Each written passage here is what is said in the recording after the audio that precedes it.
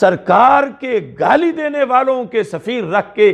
اس لیے کہ ہمیں رزق کہاں سے ملے گا اگر نکال دیں، تو یہ سوچ تو بڑی ناجائز سوچ ہے۔ اللہ نے اسے پہلے ہی کنڈیم کر دیا ہے اور قرآن مجید میں فرما دیا ہے کہ جب پلیدوں سے تم بائیکاٹ کرو گے تو کبھی روٹی کی فکر نہیں ہونی چاہیے، بلکہ اللہ تمہیں اتنی دے گا کہ تمہاری ضرورت سے بھی زائد ہو جائے گی۔ تو عمران خان کی اس ساری بات کی کوئی بیس ہی نہیں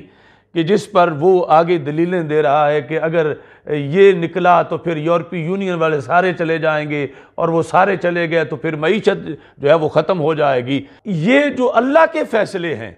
ان کے مقابلے میں ہم آگے سے قیاس لائیں اور اپنی منطق رکھیں، اور یہ کہ اصل میں بھوک کا مسئلہ ہے اور اس بنیاد پر ہم مجبور ہیں ہم سفیر نہ نکالیں۔ جو صورتحال اس وقت جینون تھی جب قرآن ابھی نازل ہو رہا تھا، تو یہ مسئلہ اس وقت بھی ڈسکس ہوا تھا۔ قرآن مجید برہان رشید کے 10ویں پارے میں ہے کہ جب خالق کائنات جل جلالہ نے حکم دے دیا کہ مشرک نجس ہیں، انما المشرکون نجس فلا یقربوا المسجد الحرام، یہ مسجد حرام کے قریب بھی نہ آئیں، بعد عامہم ھذا، اس سال کے بعد، کہ پہلے تو مشرک بھی فتح مکہ سے پہلے تو کنٹرول ہی ان کا تھا، اور پھر بعد میں فتح مکہ کے بعد آہستہ آہستہ پھر ان پر پابندیاں لگائی گئیں۔ تو یہ جس وقت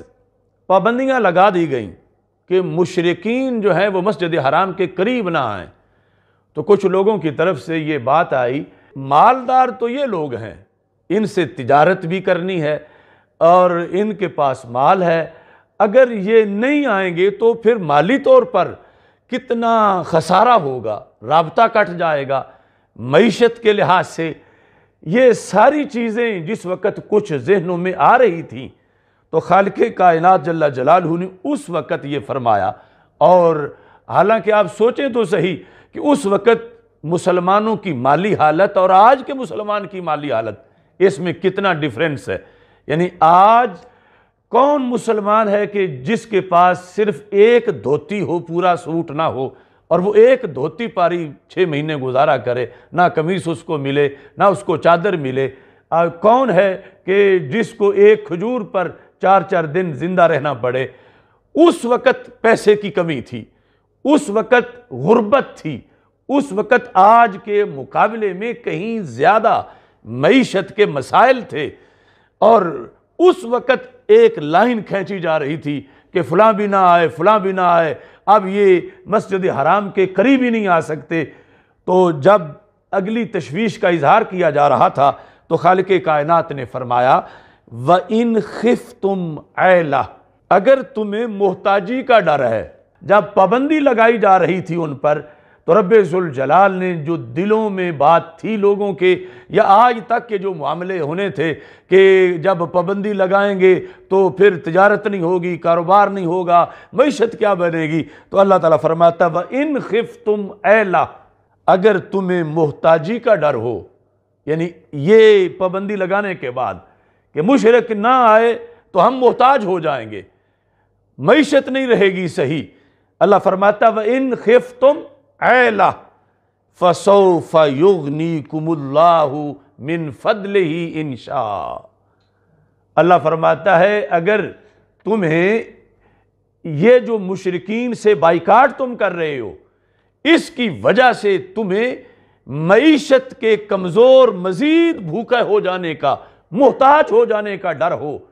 تو پھر فرمایا فَسَوْفَ يُغْنِيكُمُ اللَّهُ، تھوڑی دیر بعد ہی اللہ تمہیں غنی کر دے گا۔ کیسے؟ من فضلہ، اپنے فضل سے، انشاء، اگر رب نے چاہا، ان اللہ علیم حکیم، اللہ علم والا ہے اور حکمت والا ہے۔ تو یہ جب قرآن اترا تھا اس وقت کے مسلمانوں کے لیے مسائل آج سے زیادہ تھے،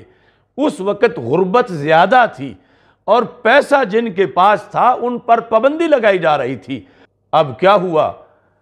جس وقت مقاطع ہوا، اچانک وہ سارے پہلے جو لین دین تھے سب ختم ہو گئے اور بھوک کا مسئلہ بننے لگا، تو رب ذوالجلال نے اتنی بارشیں کی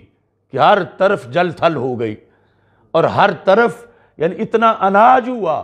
کہ پہلے سے زیادہ مسلمانوں کے لیے رزق کے دروازے کھل گئے۔ وہ اللہ آج بھی حی قیوم ہے، اور وہ اللہ علیم بذات الصدور ہے۔ اس اللہ کو پتہ ہے کہ یہ پاکستان میرے نام پہ بنا ہے، اور پاکستان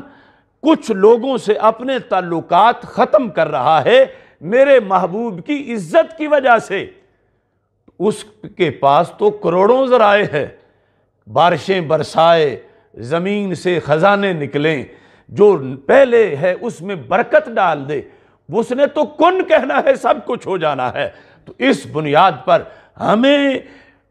ہمیں قرآن بتا رہا ہے کہ اس موقع پر پوری قوم متوکل ہو کر، یہ حکمران ٹولہ اندر سے صاف ہو کر اعلان کر دیں یورپی یونین کی حیثیت کیا ہے۔ کروڑوں یورپی یونین جیسی چیزیں میرے محبوب کے قدموں پہ قربان کی جا سکتی ہیں، اور اگر یہ سلطنت قربان کر دیتی ہے تو اگلے دن ہی دیکھنا اللہ اپنے بندوں کے لیے رزق کے کتنے دروازے کھول دیتا ہے۔